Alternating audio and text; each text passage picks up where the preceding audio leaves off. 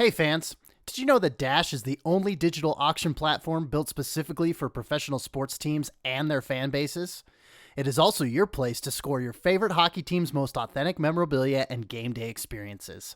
Dash powers the auctions for your favorite AHL, ECHL, SPHL, NAHL, and USHL hockey clubs, plus many more across sports. Get in on the bidding now by texting DASH to 66866 or visit thesinbin.net and click on Dash Auctions to check out the latest hockey auctions. Dash, making sports bidding so much easier in the digital age. This episode is sponsored by Sporfy, the sports video platform that allows you to instantly capture, replay, and share your favorite game highlights, all without having to film. For more information, visit sporfy.com. That's SPORFIE.com, or download the mobile app from the Apple or Google Play app stores.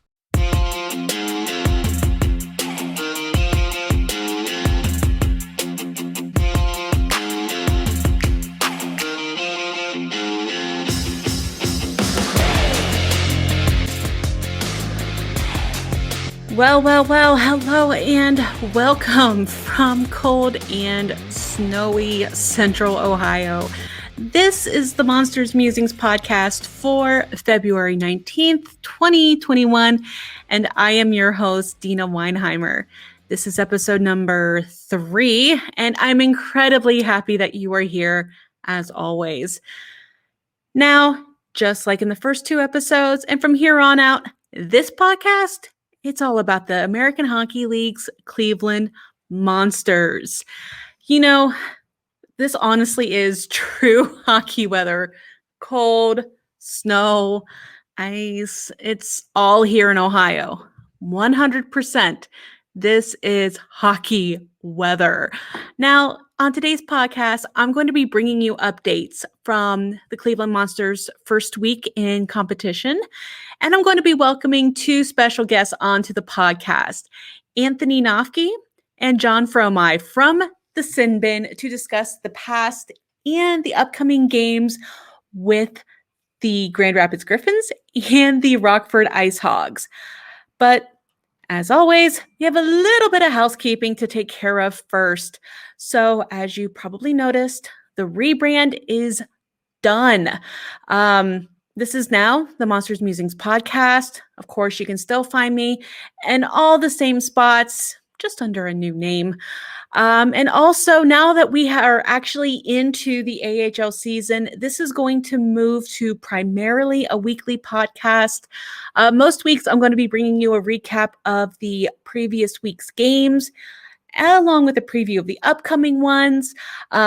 We're going to have some special guests throughout the rest of the season. And also, when I can, I'm going to be bringing you clips and hopefully maybe some interviews, Q&A type things with some Monsters players and maybe some staff and also the coaches.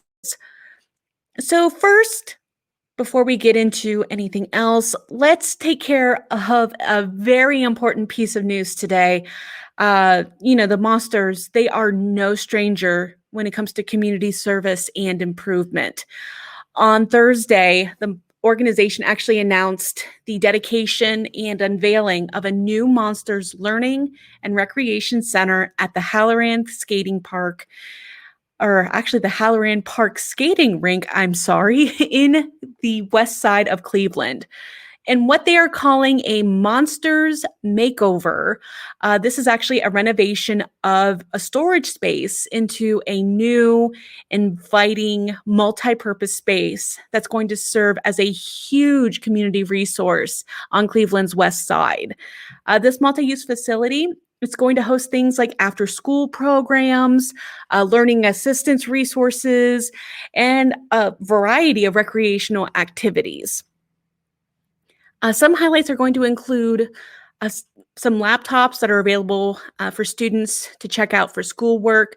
They have a custom bubble hockey machine, some gaming stations, a bench made out of game-used Monsters hockey sticks, and an 8-foot scoreboard. Now, of course, there's a lot more details to this, so stick around to thesinbin.net. in the coming days, where I'm going to have a full write-up on this special project and, of course, coverage of Thursday's dedication ceremony.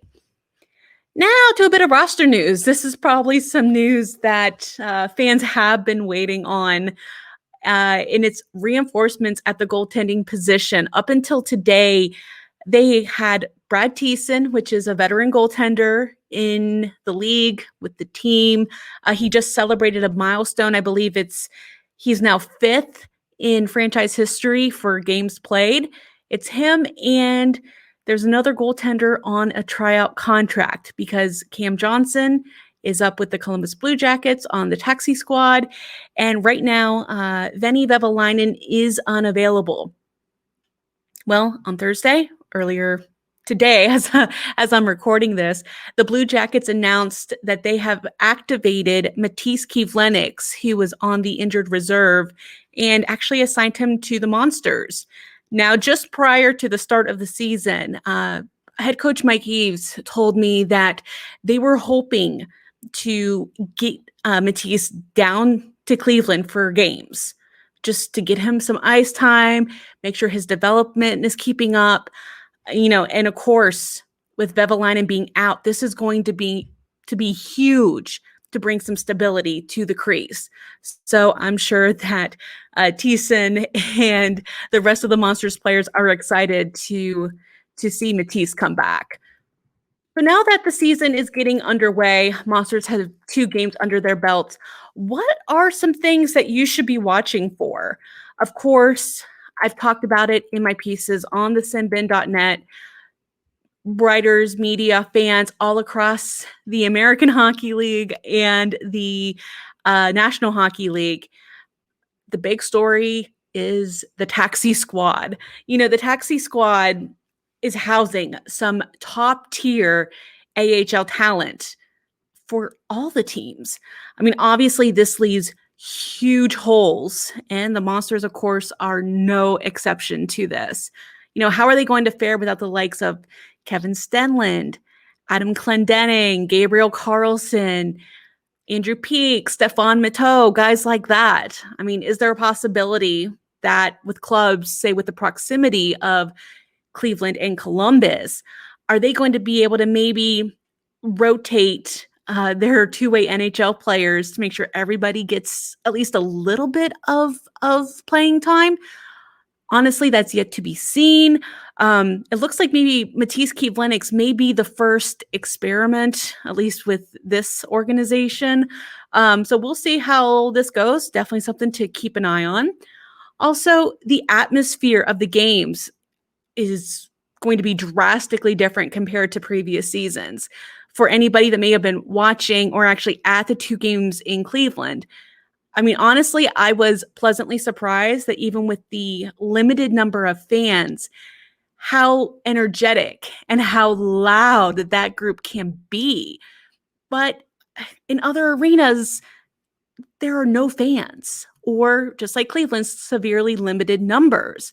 Now, Cleveland is an exception with Rocket Mortgage Fieldhouse. It houses a much larger number of fans than some other AHL arenas. So if they're going by capacity, I mean, it could just be, maybe 500. I think I saw in some places they're looking at 500 to 1,000, which would be a quarter to a half or so of what Cleveland had in there on this past Friday and Saturday. So the energy in those circumstances are probably going to have to come from within the team. Now, talking to a few of the Monsters players, they said some players are able to kind of create that own energy themselves. They can feed off the energy of others on the team. Whereas some other guys, they rely on the fans being loud, being energetic to help create that atmosphere. And that's what they feed off of. So how are those guys going to handle that? And honestly, in my opinion, and also talking earlier with defenseman Dylan Simpson, the answer is probably going to come from simply playing the same 5 teams over the course of the Monsters 28 game season. As the season goes on, you're going to develop a little bit of rivalry, and more than likely, you're going to start getting a playoff type game here. So finally, the last thing to kind of watch out for is team chemistry. Chemistry not only on lines or pairings, but across the team is going to be a little bit more challenging to come by this season. Normally teams have a lot of different bonding activities, such as dinners, parties, get-togethers, little trips with the family, game nights, things like that. But all that is on hold, for this season. So without any of that, without playing preseason games, it's honestly hard just to even get an idea of how everything's going to work out, how the lines are going to work, how players are going to react in certain situations. But the Monsters aren't alone in that boat. That's the way it's going to be across the entire league. So another thing to keep an eye on. So let's move over to the schedule. In this young season, the Monsters have already dealt with the inevitable. I mean, their first two games against Rockford, they were scheduled for the first week. I mean, opening day of the season, Cleveland was supposed to go to Rockford and play a game. Well, those two games were postponed, and they were rescheduled for this upcoming week.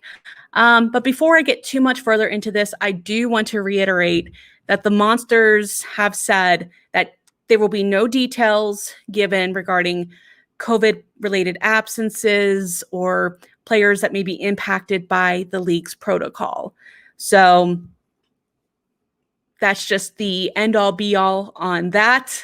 We need to respect their privacy and the Monsters organization's direction on that. But since that time, it's been so far so good. Let's hope it stays that way, not only for scheduling's sake, but also just for everybody's health. So looking ahead, in the next week, the Monsters play against the Grand Rapids Griffins, actually away, on Saturday the 20th at 4 o'clock. And they're going to stay out on the road trip playing against Rockford at 7 o'clock on both February 22nd and 23rd. And then they're going to turn right around, come back to Cleveland and the Rocket Mortgage Fieldhouse, where the next two games are against Rockford. So now that we looked into the future, let's jump in our time machines a little bit and take a look at the past. Last week, the Monsters had their first two home games. First was an unfortunate 7-3 loss on the 12th against the Rochester Americans at Cleveland's home opener. Nathan Gerby and Zach Dalpy got the Monsters off to an early 2-0 lead, but unfortunately, the Monsters just could not maintain that momentum. Also scoring in the game for the Monsters was defenseman Dylan Simpson. And for Rochester, we had CJ Smith, Nicholas Welsh, Matisse Samuelson, Jean-Sebastian Day, and Andrew Oglavy scoring for the win. Then on Saturday, the Monsters turned right around. They were looking for a little bit of redemption against the Grand Rapids Griffins, who were also looking for their first win of the season, but the Monsters ended up coming up short. After a scoreless first period, which Grand Rapids honestly seemed to dominate for the most part, Trey Fix-Wolanski got his first of the season, scoring on the power play with a perfectly timed feed from Zach Dalpy. But for the Griffins, Evgeny Svechnikov, Riley Barber, and Dominic Turgeon had the tallies. Now, we're going to get into a little bit more in-depth on this game later on when we talk to Andrew and John. And actually, before we get to that roundtable, I'm actually going to take a little peek into the Monsters Musings mailbox and see what you guys had to say. So first, we have Zach Power over on Twitter.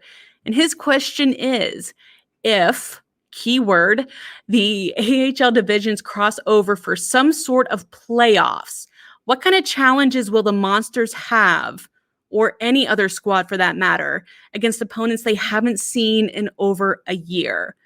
So before I answer this question, the important thing to know is right now there is no sort of framework right now for the playoffs. There's been some word that there really isn't going to be one, that there's not going to be a championship. What any sort of postseason is going to look like, we do not know yet. But I honestly think the biggest challenge, and it's not going to be specific to Cleveland, it's going to be for everybody in the American Hockey League. It's just a lack of familiarity. I mean, yeah, you can have your video coaches, try to pull clips, try to pull video, but I don't know with the COVID rules, any sort of travel restrictions, if teams can actually get scouts to other games. So I think a lack of familiarity is going to be the biggest hurdle.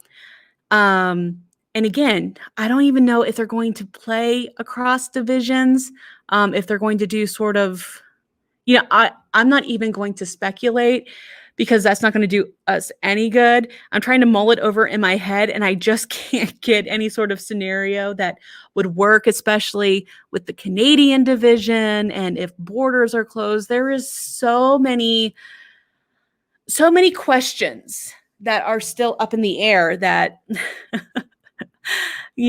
who knows? So I'll just say lack of familiarity and potentially unable to properly scout. I guess those would be the biggest challenge, is to turn that long question or that long answer into a TLDR, I guess.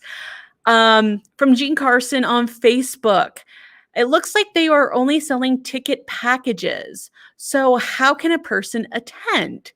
Actually, the Monsters are selling single game seats.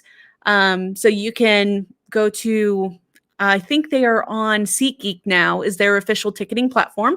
So you can check that out there. And I have seen word that potentially they may not be selling single seats. That I do not know. Those are just some words that I have heard from people. But I just say just go to SeatGeek and see if they have any available for the amount of people you want to take. And if you go, be sure to check their COVID protocols on SeatGeek's app before you can even access your tickets. There is a questionnaire that you do have to fill out, and there are a lot of COVID-related protocols in the arena. So definitely check that out before you go. And if you're able to get to a game, Gene, I hope you are safe. And as long as the rest of, with your family and friends and all the rest of the Monsters fans out there, if you get to go, have fun, but please be safe. All right. Next, we have Alexis Schultz, and she actually had two questions. The first one, which goalie do you think will be number one? Well, right now, I think Matisse Kivlenix is going to be our the Monsters' number one guy. But I think when Venni Vehviläinen is able to return to the fold here, I could see Matisse going back up to Cleveland to be the taxi squad goaltender, because as the taxi squad rules go, you have to have three goalies. One of them has to be on the taxi squad or on the NHL roster, but I think a lot of teams are just doing taxi squad. So I could see Cam Johnson coming back down to serve as goaltender, and then Brad Thiessen can go back to his intended role of hey, he's here, he's under contract if we need him in an emergency. Otherwise, he's just going to be the goalie coach.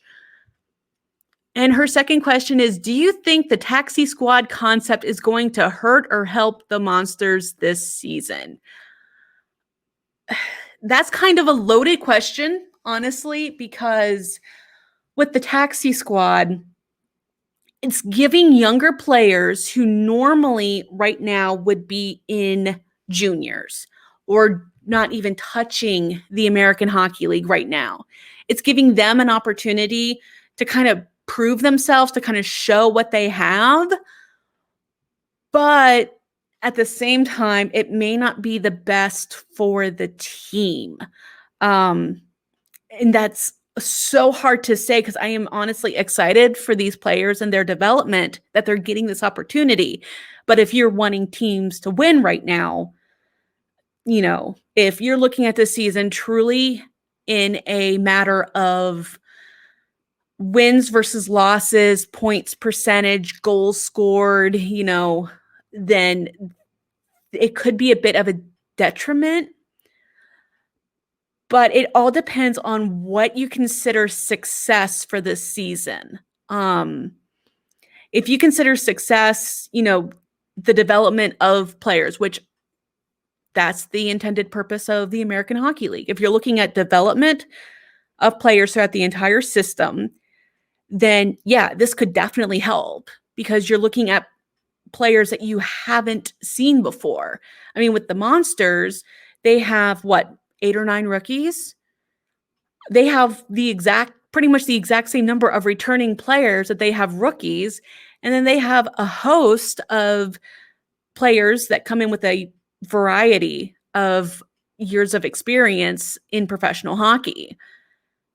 We probably would have not seen these guys if it wasn't for this, for the stoppage in play and the hectic / long off season that they had, and where a lot of free agents ended up signing over in Europe in the KHL. So they had to go to other sources. So I think, again, TLDR or too long didn't listen. I think it just honestly depends on your definition of success for this season. And finally, from Jessica Peters, my thoughts on the captains. So in case you missed it, the captain this season is Zach Dalpe, and the A's go to Justin Scott and Dylan Simpson. Honestly, I think this was for the guys that were available, that were on the Monsters roster at the time that announcement happened. I think they picked 100% the right guys. I mean, Zach Dalpe, you are not going to find many players that are as dedicated to the Monsters, to the team, to the sport than Zach Dalpe. I mean, he said in a media availability, essentially, outside of his wife, he's married to the game. The game it's a true love for him. You can tell he just loves being out there. Dylan Simpson is the only returning defenseman from last season. So, yeah, and then Justin Scott, he's, I mean, I don't know what else I can really say about those guys. They're all so dedicated. They're great leaders. So, yeah, I 100% believe they hit the nail right on the head with that one. So, switching gears, we're now going to be moving on to the Roundtable with Anthony Noffke and John Fromi. Now, just a little note. We actually recorded this Roundtable on Wednesday night. As I'm recording this right now, it is Thursday night. So there is a chance that a piece or two of information may be a little dated. But honestly, this was so much fun to record and talk with these guys. And I honestly really appreciate their time coming on. So here it is. Now I would like to welcome 2 very special guests. They are actually writers with me at the Sin Bin, and they're going to help us get a better idea of the Rockford Ice Hogs and the Grand Rapids Griffins. Anthony, John, welcome on to the Monsters Musings podcast. How are you guys doing this evening? Fantastic. Doing great. Good. Now, Anthony, we'll just go alphabetical here. If you could just tell everybody a little bit about yourself, like a little 15-second, 30-second elevator pitch. Sure. Yeah. Like you said before, I write for the Griffins. Been a long time season ticket member. I think this is my 9th year. My wife and my kids and I have all been going. So it's been a lot of fun. Really enjoying the staff and writing about the team I follow these guys more than the Red Wings, so it's a lot of fun. John, you're up. Kind of the same story, maybe a little bit older. I've been following the Ice Hogs for going back to almost, but in the UHL days when they were in a different league before they became the Blackhawks affiliate. Again, I've covered them for Bleacher Report, and I cover them over at a different site that I log in twice a week and just kind of update and do some in-depth things with the analysis and stuff. But yeah, I think I've been covering for probably about 6, 7, 8 years. Probably been a season ticket holder for 9. Yeah. Very nice. Well, let's go ahead and kind of discuss here some players on each team to watch for. John and I were kind of talking ahead of time. It's so hard to get a real pulse on some of these players, but in the early parts of the season, who are your players to watch for right now? For me, there's so many on the Griffins, a lot of new faces this year. But there were 3 that stood out to me. Kyle Criscolo is definitely one of them. It's his second stint with Grand Rapids. He's been around for a little bit. He won the Calder Cup with them in 2016, 2017. Played a couple games towards the end of the year after a lot of the college kids signed in 2016. So got a glimpse of him. And, he's not a real big guy, but I like how he plays the game. He's a good veteran presence for a lot of the young guys. A lot of young kids this year, like I said before. He scored their first 2 goals this season. They only had 1 in the season opener, and then he scored the first goal in the following game against Chicago. So, he's got the A on his chest for a reason. He got a cup of coffee in the NHL with Buffalo, so he's just a great veteran presence for the young guys. Another player is he's kind of a journeyman, Pat Nagle, playing a lot of really good goaltending for the Griffins as of late. Kind of came into his own last year when Calvin Pickard spent a lot of time with the Red Wings because Jimmy Howard was hurt, unfortunately. So right now he's 1-1, 9.29 save percentage, good for 10th in the league. But he bounced around, and last year he just kind of became a staple and was big for them down the stretch, kind of keeping them in the running for a playoff spot while Pickard was up. Another guy that kind of stands out to me and is Michael Rasmussen. I think his time is it's time to put up or shut up for him, I think. Not to sound negative, but he's still young, so he's got a little bit of ways to go, but his first year in the pros he spent with the Red Wings looked pretty good. Last year, I will say he was hurt for a majority of the year. So I don't know if he's still playing catch up from that, but he did well with them. But this year kind of started off a little rocky with the Red Wings. But then he got sent back down and hasn't really done a ton for the Griffins. But like I said, season's young, so it'll be interesting to see where it goes from there with him. Yeah, I know Nagle was giving Cleveland fits last Saturday. At first, they didn't really test him, and then that's another thing. I'll talk about this a little more. Griffins kind of came out firing hard on Thiessen, and that's kind of been their ammo this year so far. So, okay, so I have to ask: is it the Griffins' MO to come out absolutely bonkers with energy in the third period?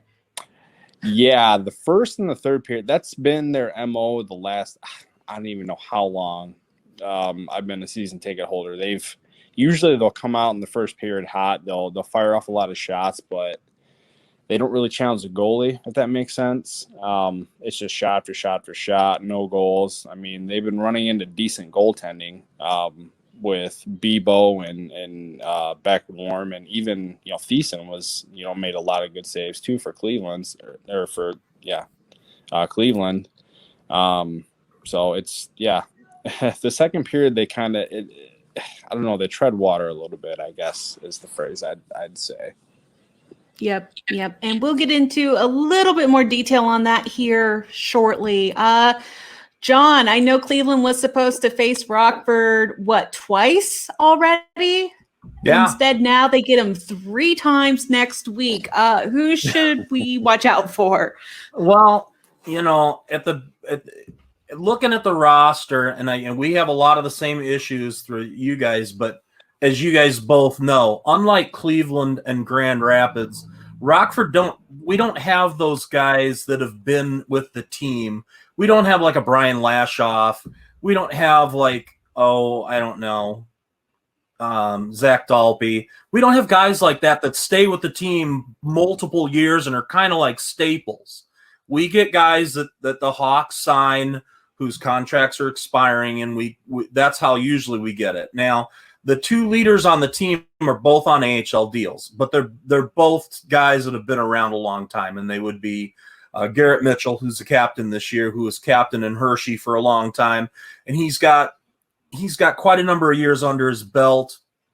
He spent most of the previous year in the ECHL and got called up on a PTO for Rockford when everybody was hurt and they needed bodies.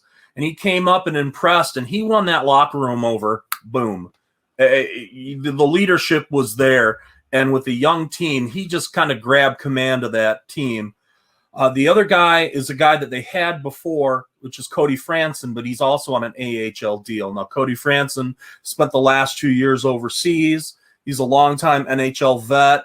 He was instrumental, along with Chris DiDomenico and Adam Clendenning, when they all got sent to Rockford back in 2018, and they had the big season, and they got to the Western Conference final. And those 3 guys basically picked the team up and carried them all the way through. Franson's probably lost a little bit since then, but he's still a cut above most AHL players. I mean, he's really kind of a 4A type of guy, who I'm actually surprised didn't wind up with all the need for a good solid defenseman to round out a taxi squad or the end of a roster. It's a surprise he never got an NHL offer at this point. But for right now, he's a great guy to have in there, and he's really, him and Mitchell are the 2 leaders of that team almost unequivocally. So they also have John Quinville, who they've had back and forth for a couple of years, who cleared waivers and got sent down to Rockford out of camp. And those are the 3 veteran leader guys. At that point, it's just, hey, we got a lot of minutes here. We need some people to score goals. Applications are at the BMO door. Let's go. And that's really what they need. They're a team that in the past has not been an offensive juggernaut. And to no one's surprise, they're not scoring a ton this year either. I mean, they're looking for scoring. They need guys to come up. They don't have a lot of NHL type prospects because those guys are all up with the Hawks right now. Guys like Brandon Hagel and Philip Kurashev. Those guys are impressing, as we speak. They're on the ice right now. Think about the top NHL contracts they probably have, or a guy like Cam Morrison, who they just signed out of Notre Dame, who was a Colorado draft pick, pretty high pick, and he's been hurt and hasn't played yet. They got Matt Tompkins on an NHL deal, who's in his last year of a deal, and he's finally getting a chance to play big AHL minutes after the last couple of years. So a lot of guys to watch, but a lot of new names. And it's not altogether different from previous years, but what we kind of lack are those guys that have been around 2, 3, 4 years, guys coming back. Guy like Lucas Carlson, who's up with the Hawks, who you could say, well, he's got 2 or 3 years. He's got some experience. We don't have that this year. Got a lot of guys that they're getting their first NHL or AHL rather experience this year, and a lot of guys that have been playing in the ECHL. A lot of guys coming out of juniors, trying to get a look while the talent pool's a little thinner there. So it's all, they're open for anybody who wants to win themselves regular playing time. Yep. And I know Cleveland's kind of in the same boat with having, I think last time I checked, it was 9 true rookies into the league. I think last year they had maybe 1 in Trey Fix-Wolanski. But now they've got pretty much half of their defense are rookies. A decent number of their forwards are rookies too. And it shows. It shows, unfortunately. Yeah. The Hogs are really young. And again, they usually do. I think last year they were really young. I didn't think they could get younger and less experienced than they could last year. But this year, it's even worse.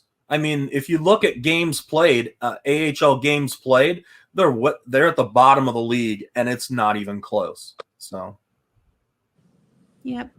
So we're going to move on to, well, again, it's another young season, but storylines so far. Is there anything big coming out of your guys's different teams? I know at least with the Ice Hogs, they're dealing with a pretty big injury right now. Yeah, they just announced it today that Anton Lindholm, who came down, and again is one of the guys who has AHL experience and could at least maybe add a little bit of stability to the back end there. Broken thumb had to have been in practice, or maybe it was a non-hockey related injury. I don't know. They don't elaborate, but he was sent down. They sent him down off the taxi squad on the 11th. And this happened, they say, on the 12th. So it was either at practice or something like that, but he broke his thumb. He's out for 4 to 6 weeks.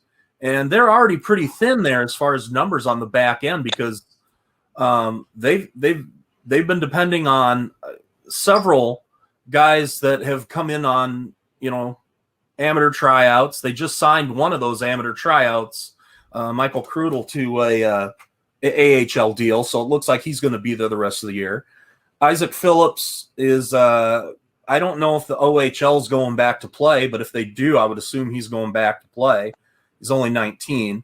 And so I don't know how that's going to work out, but we've all had a lot of guys coming up from juniors.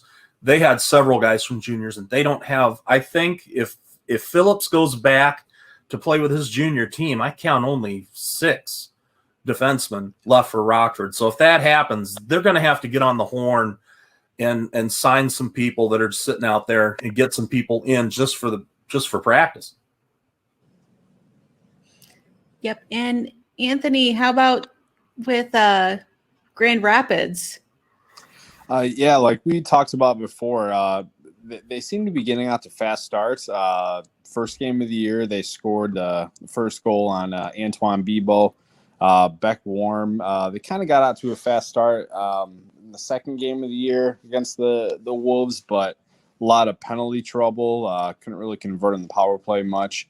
Just a lot of undisciplined, and then even Brad Thiessen, they were he was making a lot of good saves. But yeah, like I said, first and third periods seemed to be kind of theirs. They spent a lot of time in the attack zone and just firing off shot after shot after shot, but haven't really been able to convert on a lot of goals. I think that's the most amount of goals they scored this year was 3 against Cleveland. Like I said, they're 1-2 right now, so hopefully that'll improve. Power play, doing all right at 23%, but it's a young season, like you said. Right now, that's 7th in the league. Penalty kill, not doing so great. Bottom of the league, 24th. Right now in the standings for that. And they just had 3 additions back to the Griffins from the taxi squad. Giovanni Smith, Taro Hiroshi, and Dylan McElrath. Interesting, Giovanni Smith getting sent down. I think he's going to be a regular in the Red Wings lineup soon. But the thing with them, and I'll cover this a little bit more when we talk about the taxi squad, is they're rebuilding. They have a lot of young guys that they probably want to rotate in and out just to kind of see. And they have a lot of contracts that are going to be up next year with the Red Wings. So getting a lot of looks with these young guys. So it's probably going to be a good rotation. But like I said, I think Giovanni Smith will be he'll be a regular someday, probably third or fourth line. And he's a great physical presence for them. So I think he impressed me a lot when we saw him in Rockford. Yeah. Really worked hard, really outmuscled a lot of guys in the corners for pucks.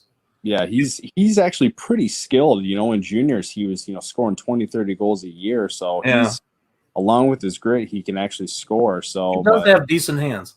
Yeah, I mean, who knows if that's going to translate, but the Red Wings like him. He had a Gordie Howe hat trick a couple weeks ago against the Panthers, and it's funny. They were talking to him, and he didn't even know what that was. They had to explain it to him. So, it's pretty funny. That's great. Yep. You think McElrath's going to be in the lineup tomorrow night? I hope so. Another physical presence. Oh my gosh! He's always he's a great veteran too. I've always enjoyed him. When they traded for him, I felt like that kind of put them over the hump to win the Calder Cup that year. They were lacking something, and then they traded for him, and I was like, that was it. He was the final piece of that puzzle to help them win the Cup. He brings the physical play. It really brings the physical play. Yeah. And I know for Rockford, they don't have an answer to him. Yeah.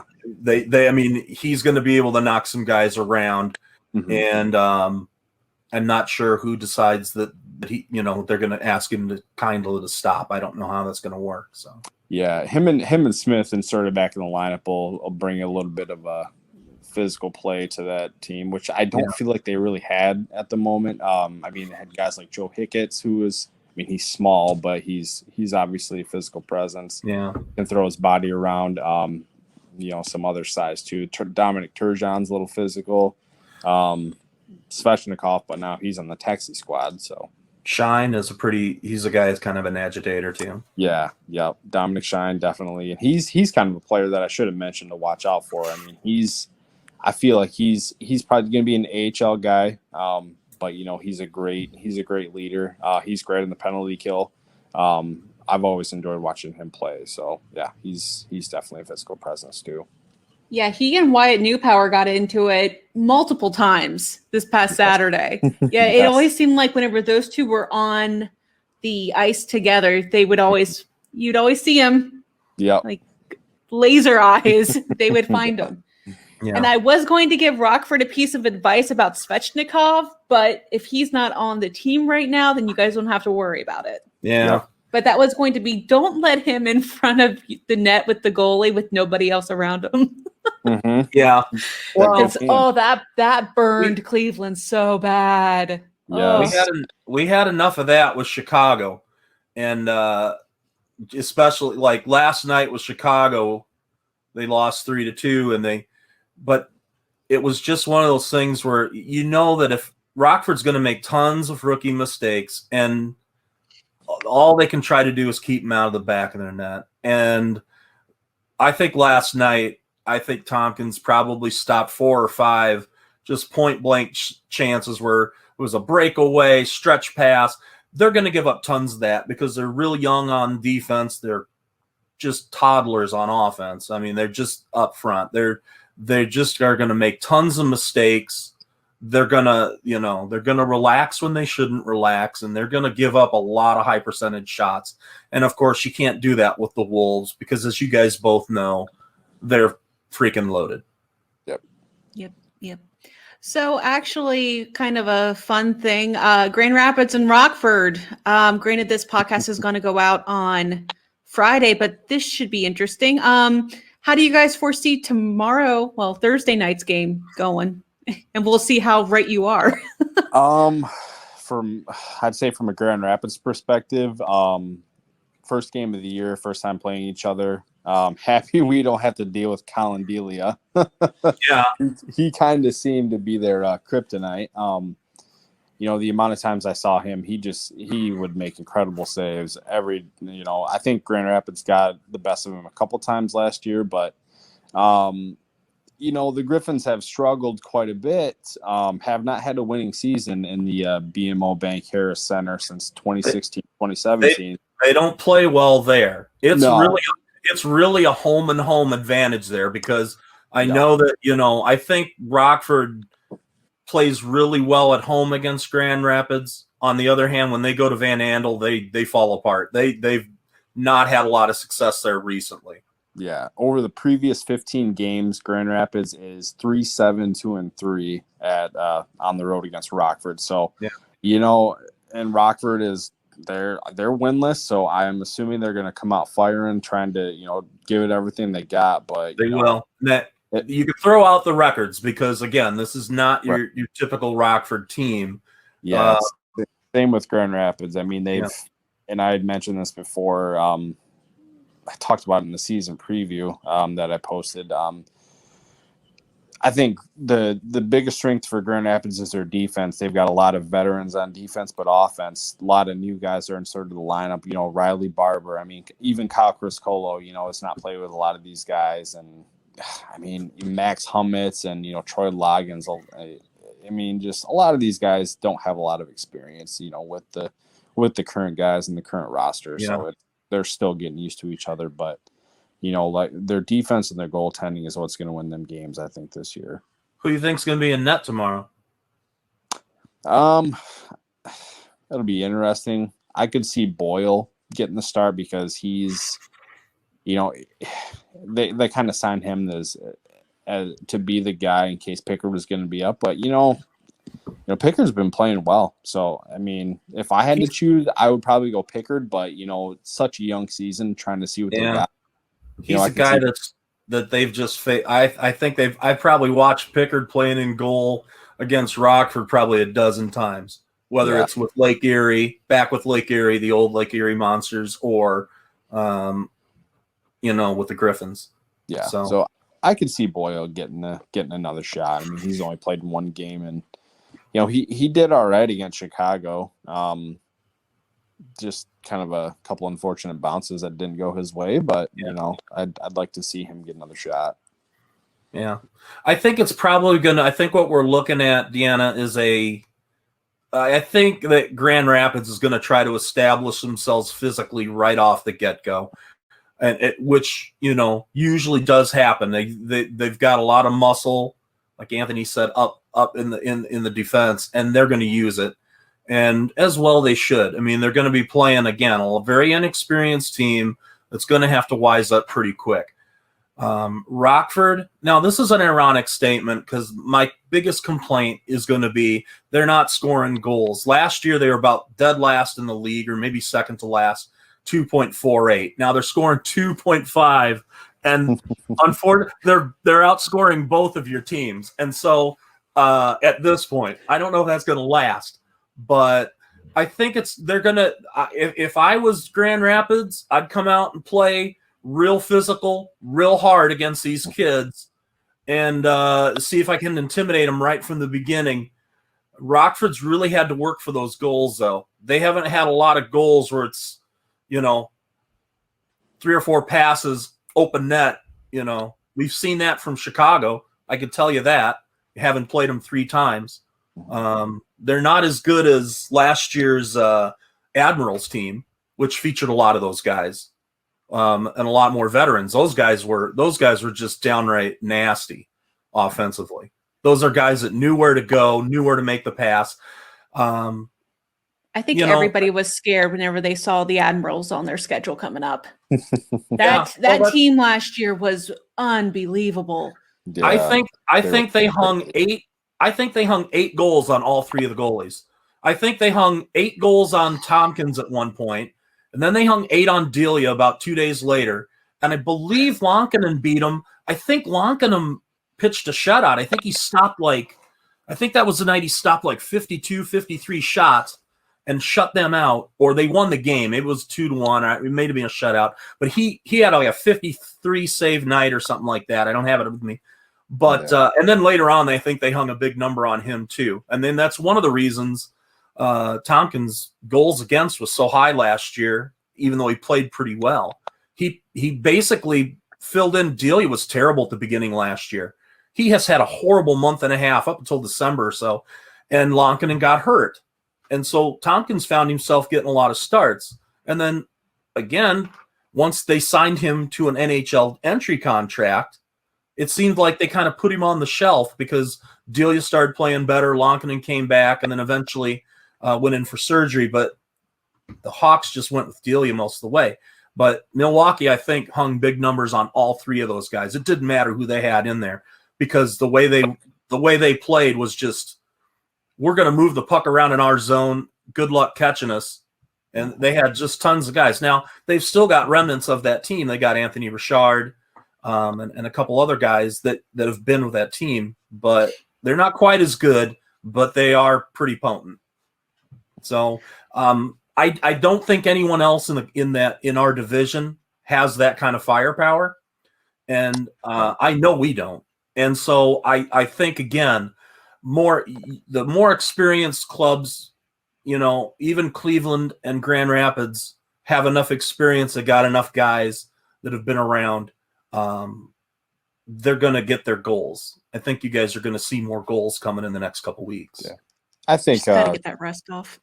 Yeah, I think the lines will click soon. I mean, we got, like you said, we've got guys that have played in this league and they know what to expect. They know how to score goals. Yeah, they know how to play. I think it's just a matter of getting more practice, getting more games, and I think the thing that's gonna show tomorrow's game is, can the Griffins stay out of the penalty box? Like I said, they're towards the bottom of the league in their penalty kills, so I could look for Rockford to try to establish themselves physically too, to try to get under Griffin's skin, to try to get a reaction out of them, to to draw those penalties, to because I mean they're going to look at that and say, hey, these guys have struggled on the penalty kill. Let's try to get the main advantage as much as we can. Yeah. And on the flip side, the Griffins have been pretty stout in the power play as well. So it's always physical with these guys. So I'm expecting it's going to be a fun game, I think. It's not going to be a pink in the rink, though. But, I mean, not many games are going to be a pink in the rink. Yeah, I remember that. Yeah. Deanna, if you're not sure what we're referring to, we're referring back to, I believe it was 2013, 2014, when Rockford did the cancer. They did the pink, they dyed the rink pink. And there's a whole podcast right there. But basically, I think Grand Rapids was up 6-1 at some point. And the coach at the time, Ted Dent, who was known for doing this type of thing, sends out Kyle Beach, who is a wing, to take a face-off. And then we were all like, why is he sending Beach out to take the wing? And then all hell broke loose. Yeah, so, I think everyone fought except the coaches, honestly. We had a goalie fight. Yeah. We had 3 or 4 guys running around. And I think Rockford almost ended up getting within 2 goals of that game. Yeah, I think they lost 11-6, but I think they got it back to like 8-6 or something. And we were like, hey, and meanwhile they've got I think they only had 8 or 9 skaters on the ice at that point. They were just, eventually they just got tuckered out. And interesting game. It's not going to be like that because the league's not set up like that anymore. Donnybrooks like that just don't happen. With this, with the new fighting rules. And Rockford, in truth, doesn't have any fighters. I mean, they don't have guys that are going to fight. The biggest physical guy, we're probably going to see Dmitry Osipov. Maybe it'll be an Osipov-McElrath matchup. Maybe we'll get a bout. I don't know. Okay.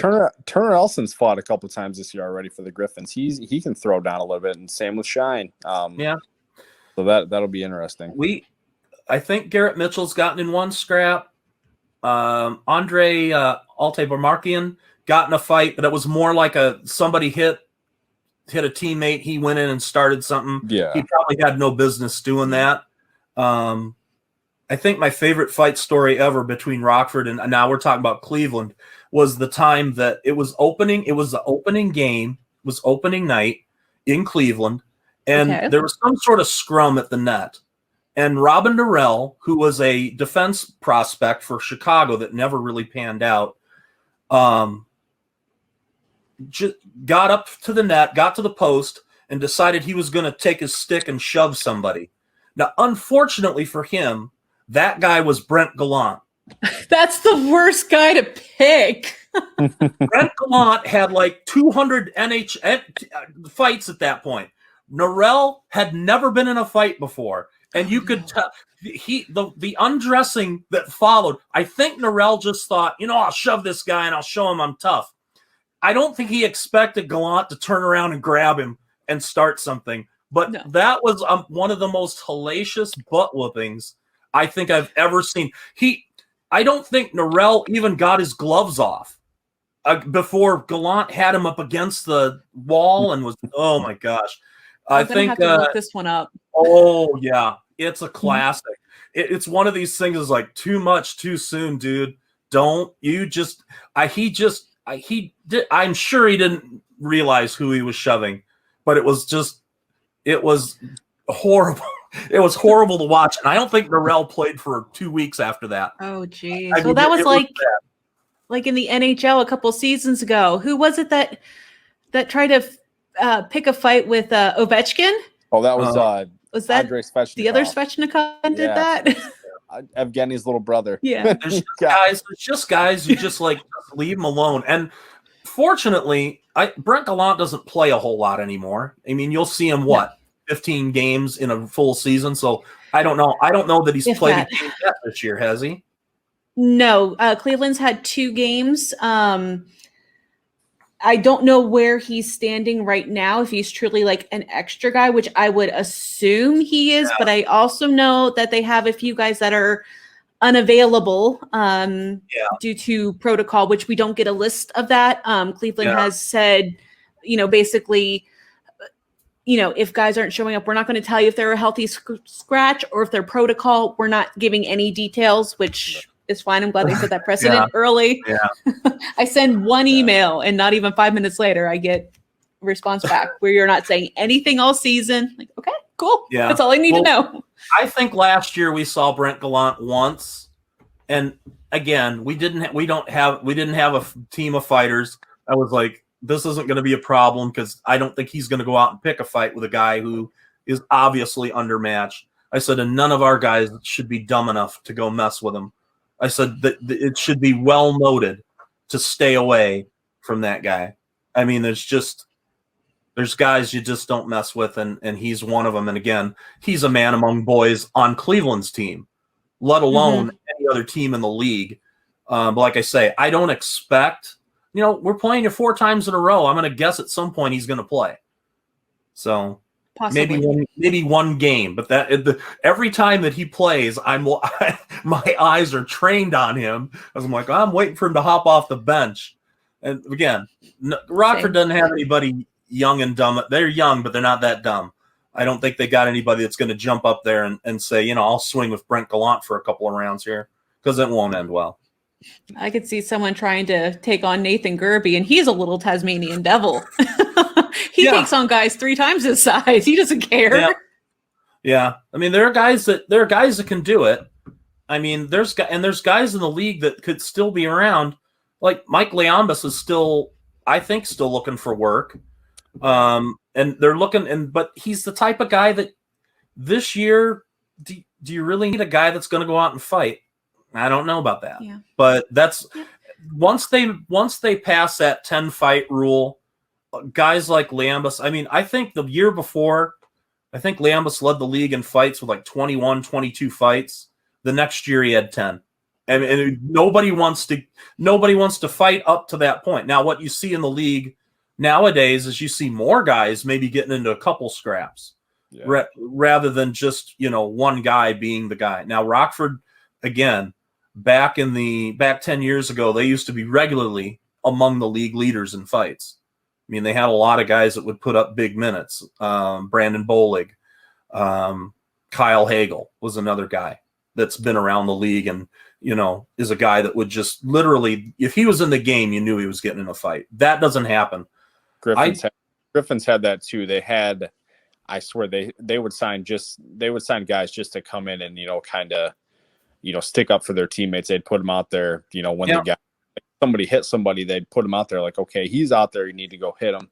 They had like a Tristan Grant or, Jordan Tutu even, or Joe Recklick. They even signed, and they brought Tristan Grant back one season because they didn't really have any fighters. And then of course, Dylan McElrath. Yeah. So, but yeah, definitely there's, I've noticed less and less fighting, between a lot of the guys that you would think would get in fights and a lot of guys that, you don't think would fight. I'd see 3 or 4 scraps from a guy that, this guy's a fighter. I didn't know that, as opposed to, seeing, Dylan McElrath getting a fight every other game. You don't see as much of it anymore because nobody wants the 10-minute misconduct Right. to come out and just fight at the face-off circle. Yeah. And again, you don't want to pile up multiple fights and wind up getting suspended for a game and then getting suspended for 3 games. So, Yep. So we're going to move real quickly, just taxi squad impacts of each team. I know it's across the entire league. It's kind of stretched a lot of teams really thin on experience, as we talked about, like with Cleveland. You've got guys like Gabriel Carlson, Adam Glendening, Andrew Peak now, who actually suited up with the Jackets the other night in Chicago, if I'm remembering right. Yeah. How is that impacting Rockford and Grand Rapids?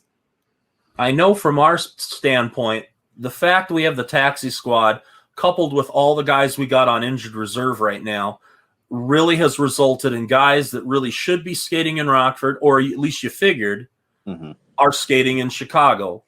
I mean, I think the taxi squad's got 4 on it right now, but you got Taves, Doc, and Nylander on the long term, and you got Andrew Shaw, Connor Murphy, Zach Smith on injured reserve. If those guys are all up, or if the bulk of them are up with the Hawks right now, I think you'd see Khrushchev down in Rockford, probably Hagel, and probably Carlson, or maybe Boquist, maybe even Bodan. Just depends. Some of those guys wouldn't get the chance that they've gotten right now. Now, Hagel's really run with his chance, and he's played really well up there. He hasn't scored any goals, but his hustle's been noted. But you've got guys up there. Those are the guys that should be down in Rockford, at least making them competitive. Now, those aren't – I wouldn't really count Hagel, Khrushchev as guys that were like, wow, these guys are stud AHL players. Because Hagel led the team in goals last year, but Khrushchev really kind of got hurt in January, and he missed about a month. He got leveled up in Manitoba and wound up with a concussion and was out a month. But those are guys that should be down.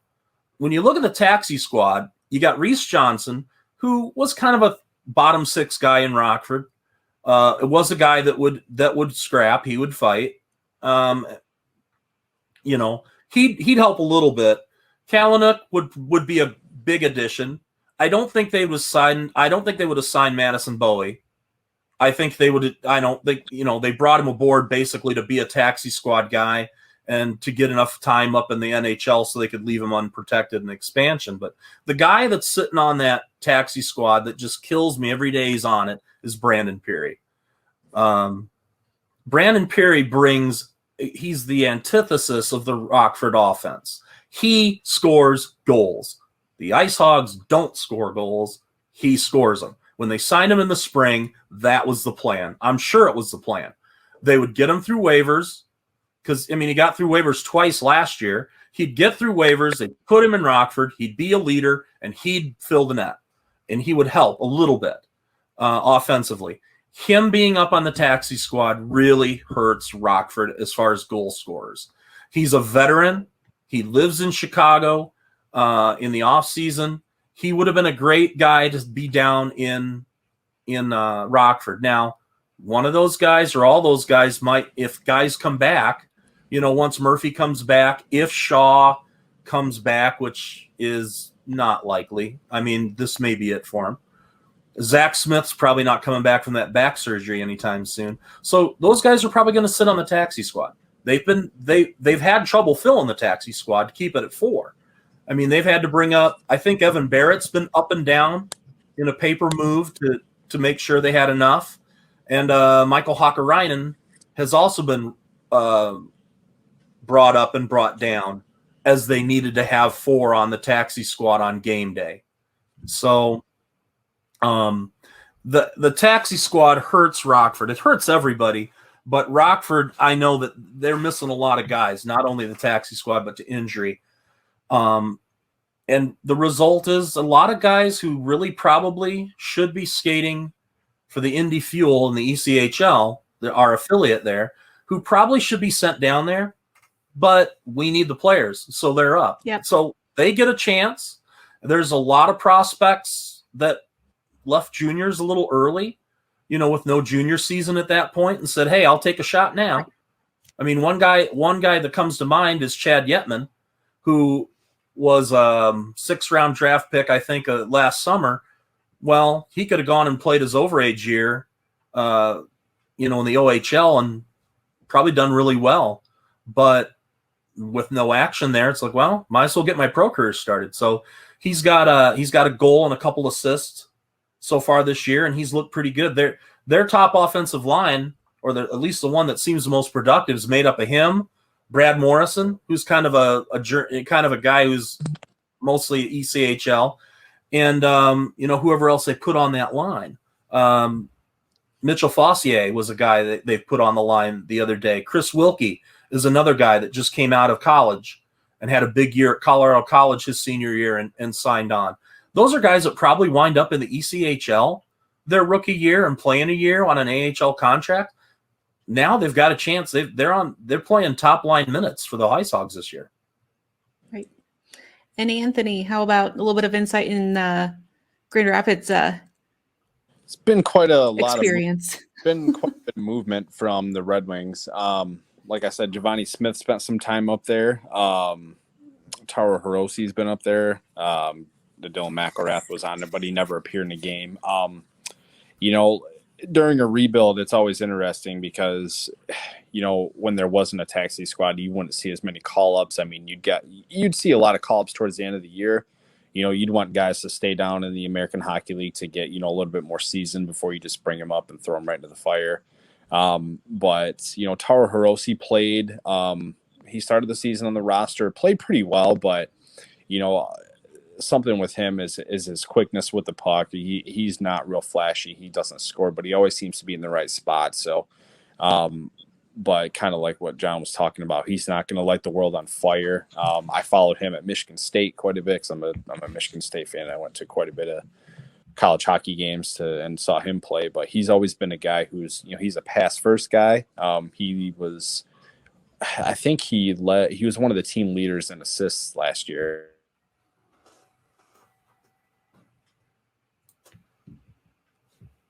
As well. But Giovanni Smith, I'll cover him a little bit more. He, like I said before, he'll find his way on the roster regularly, I think. But like I said, it's just kind of rotation based with Steve Yzerman right now. They're in a rebuild and they've got a lot of expiring contracts next year, and trying to get a feel of what they have in Grand Rapids before they start, thinking of the future. And they don't really have any goaltending right now, I would say. Kind of waiting in the wings. They're veterans, not a lot of prospects. And it's interesting. They've got a guy in Grand Rapids. They signed to an amateur tryout. Grand Rapids was their third round pick this year as a defenseman, Donovan Sabrango, which I was really surprised to see because he was supposed to play in juniors this year. I'm not sure if he actually played in juniors or not, but he's actually doing pretty well. He's kind of a decent sized defenseman. He was throwing his weight around a little bit in Cleveland, and I like what I've seen from that kid, and it's really interesting, this whole taxi squad. I'd expect some other guys to kind of get the call too, as far as the younger guys go, just to kind of see what Yzerman has for next year. Yeah, I'm honestly surprised that there hasn't been a whole lot of movement with Cleveland. I mean, granted, I have to keep reminding myself they've only had 2 games because they had the first 2 games postponed. Right. But I would not be surprised to see whenever Matisse Kivlenix is able to come back. I think he's dealing with a minor injury right now.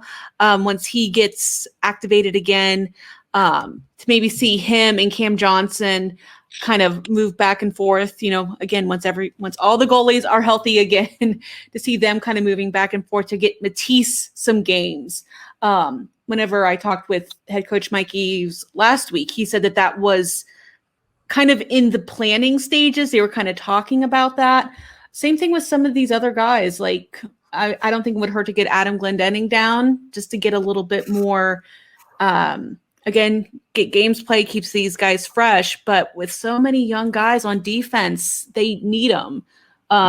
Stefan Matteau, I think, I keep wanting and hoping that they could get Kevin Stenlund back for a few games, but I think at this point, now that Mika Koivu retired with the Jackets, that I think Stenlund is going to be like the guy now that's going to be replacing him. So yeah. I don't really know anyone else on forward that would be worth really bringing down, but Mateau would be nice, I think. So they could have used him last week against Grand Rapids, I think. But yeah, let's talk about that last Grand Rapids game on February 13th. Cleveland did not look good to start. Needless to say, Grand Rapids, they were swarming to start that game. I think they got off 6 or 7 shots before Cleveland was able to get a shot off. But, that's like right. I mentioned a couple times. It's just Grand Rapids. It seems to be their MO over the last few years. It's just, come out firing, kind of get a feel for the goaltender, just fire off shot after shot after shot. And, if it goes in, great, but they're just going to keep firing. And, the defense looked really good. Pat Nagle played really well, made a lot of really good saves. And, like I said, he stepped up over the last couple of years for Grand Rapids, playing a pretty big role into winning a lot of games for them and keeping them in games. And, Evgeny Svechnikov finally scored, got off the schneid, and, they played really well. Probably the best game they played all year. They looked okay against Chicago in the second game, but, I think that's what we're going to see a lot of from Grand Rapids is just coming out of the gate strong and firing a lot of shots. Yeah, I wasn't sure who it was in the first period, but Dalpy was trying to get out of the zone, trying to get across the ice to finally get a shot on goal. But somebody was right there with the poke check, and they were. I think it may have been so hard for Cleveland to get past that. I think it may have been Turner Elson. I mean, Grand Rapids is really good, on the forecheck. They take a lot of hits and they make to make a lot of plays. So that's it's something with that coaching staff. It's just always been, something they try to ingrain in their players' minds. It's, we're taking hits to make plays, and it seemed to work. Yeah. I mean, that poke check that ended up, that turnover right to Svechnikov. He seemed to be exactly where he needed to be all night. That gave the Griffins I honestly think the best scoring chance in the first period. And that was early. That was so early. Cleveland seemed to kind of get a little bit of the rust off the skates a little bit once it kind of got to like the second half of the first period. They started skating a little bit better, started to get a little bit more cohesive as a team. I mean, I just still feel so bad for Nathan Gerbe. I couldn't tell just because of the way that the press box is situated up in Cleveland. I couldn't see who it was for Grand Rapids, but Nathan Gerbe finally full stride heading down towards Pat Nagle, and he gets absolutely sandwiched in between these two Grand Rapids guys. I remember that play, but I couldn't remember who the play was or who was involved in it. It kind of happened like that, and then it was like up the ice basically. Oh my gosh, that bench. That's one neat thing about the limited fans is you can hear everything coming off of that bench. Mm-hmm. And needless to say, they were not happy. But I think Cole, out of all the Monsters players, other than Brad Thiessen in the first period, I think Cole Sherwood, he's a guy, like you said earlier, needs to put up or shut up. He just got extended one year. He actually, I think, really led the way for Cleveland in the first in terms of like physical play, smart, hustle, grit, everything you could have wanted. He had it except for a goal. Yeah. Unfortunately. So second period, I think both teams excelled at speed. Yeah. Personally. Yeah. Svechnikov, Loggins for Grand Rapids, Fix-Wolanski, Derby, Galpy, Sherwood. They all had it. Kyle Criscolo, all those guys for sure. Yep.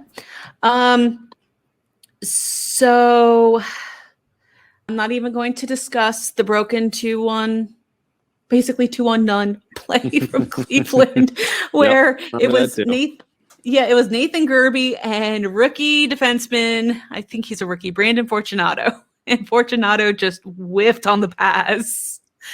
Again, felt bad for him, but at least shortly after that, we break the 0-0 tie. Cleveland scores. Trey Fix-Wolanski. It was beautiful. Yeah. It was Now, good game. isn't Fortunato, isn't he alone? Isn't he being loaned by somebody right now?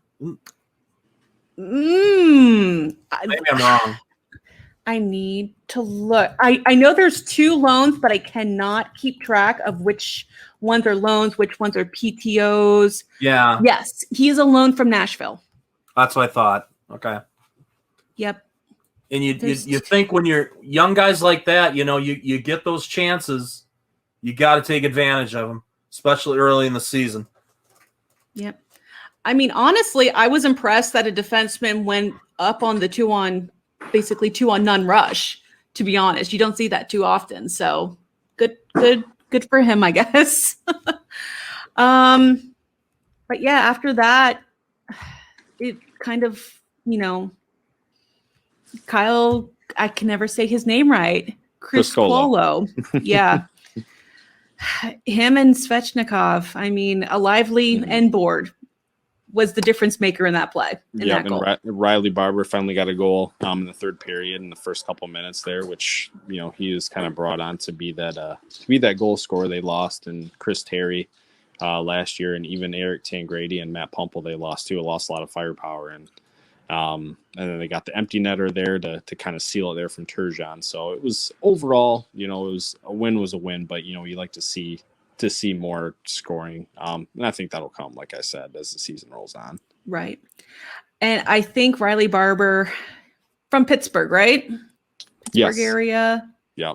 I'm pretty sure he had family or some friends there, because after he scored, there was a group near that they were just shrieking, "Oh my God, Riley!" They were all so excited. It was kind of a neat little aside to that. Honestly, I think Gavin Bayreuther, another defenseman, was key in the game not going any more out of hand. A lot of key blocked shots, especially in the third. Yeah. I don't even want to know what the score was going to be if he wasn't there. So just final opinions of the game.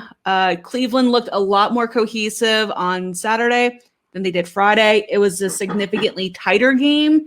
They looked a little bit more calmer. The movements were more controlled, but it just wasn't enough. It was good to see Grand Rapids finally clicking offensively, and their defense was strong like it has been, and I think it's going to be all year. So. All right, and then that's the perfect segue. Last game was Grand Rapids, and guess what? The next game, Grand Rapids, same teams, just a different arena. Home opener. It'll be good.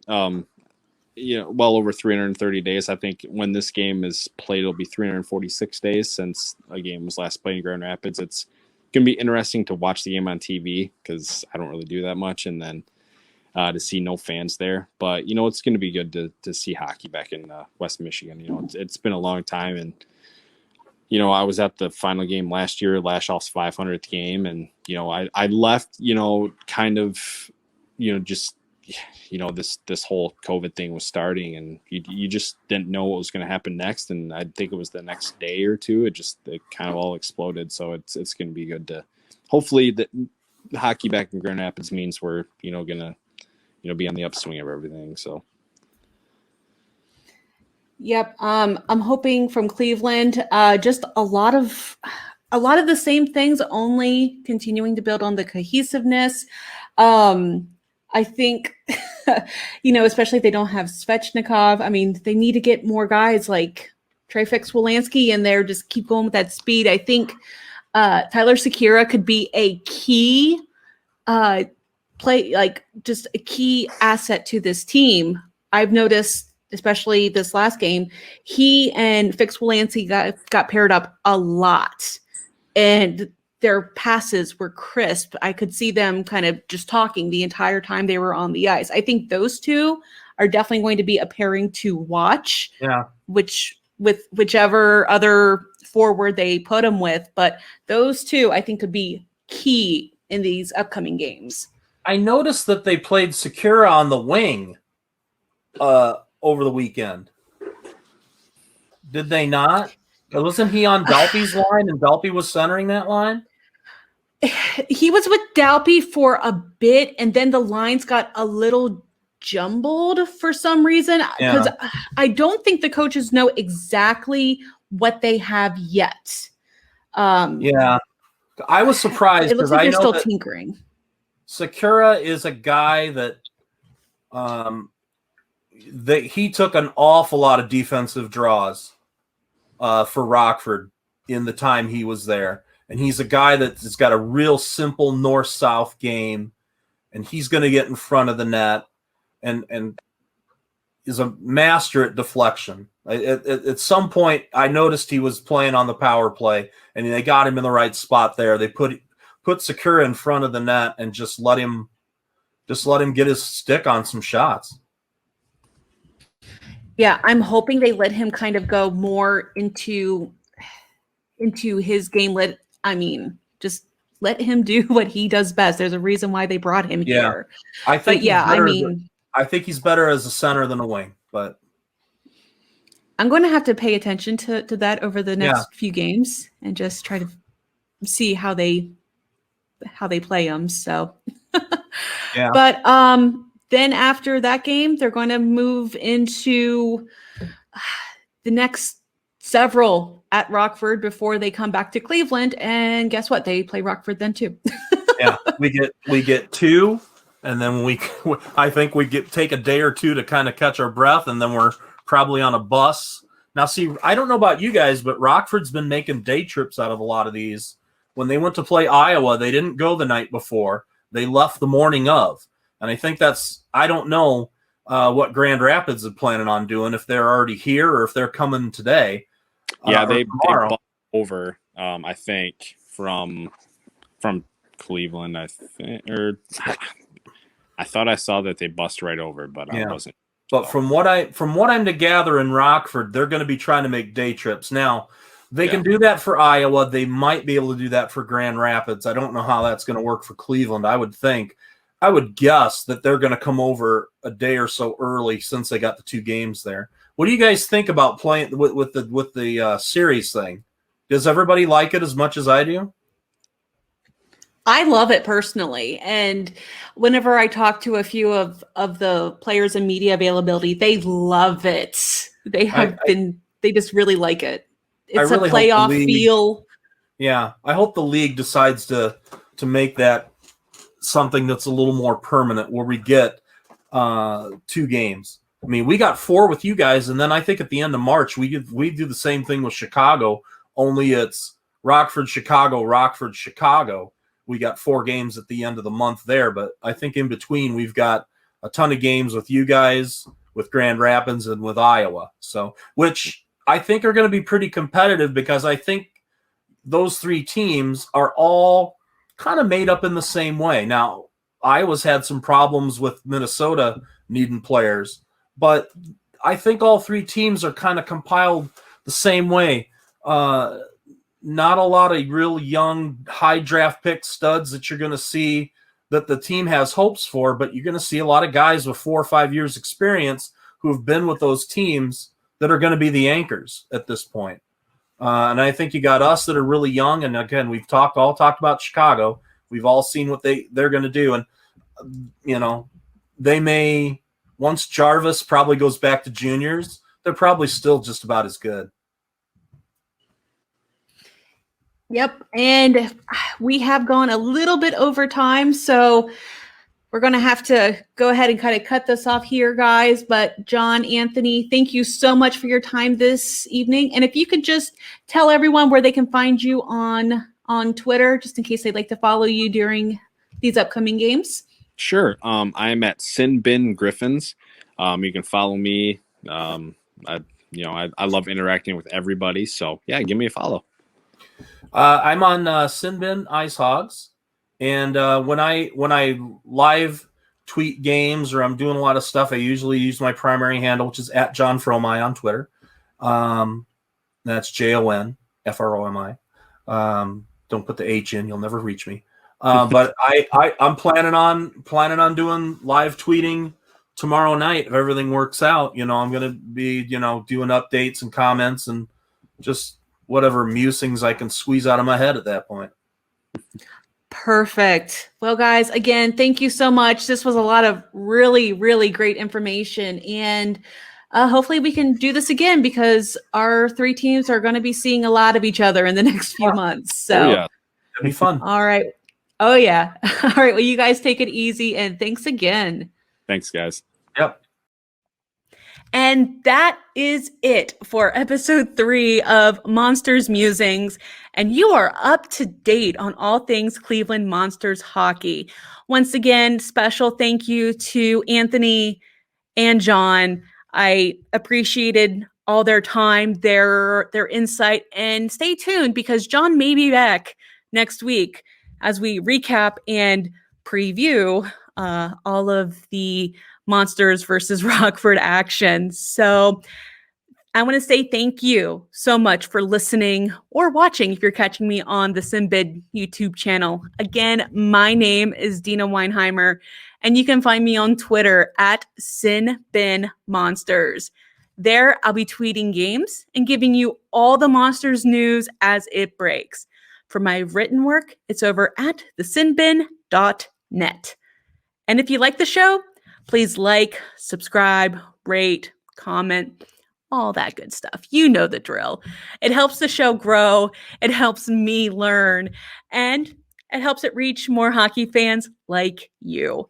And if you really like the show and all of our content over at thesinbin.net, please consider leaving a tip in our digital tip jar at patreon.com/thesinbinhockey. Your support, honestly, it means the world to us. By leaving tips, it helps us as a site continue to expand to more markets and bring you the best coverage of the SPHL, ECHL, and AHL. Also, I'm not the only podcast here at the Sin Bin. We have multiple others, so be sure to check them out. They're all wonderful. So until next week, thanks again. Stay safe. And I'll see you next time.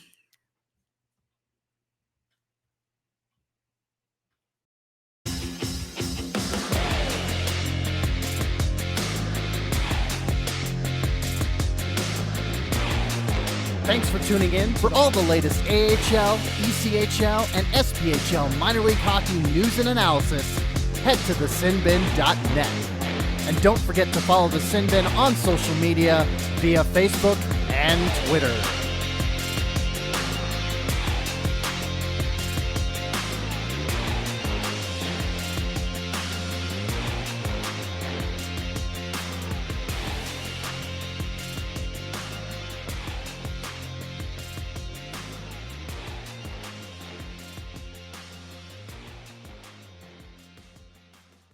All sports fans have experienced this, right? Something amazing happens on the ice and you think, man, I wish I'd have been filming.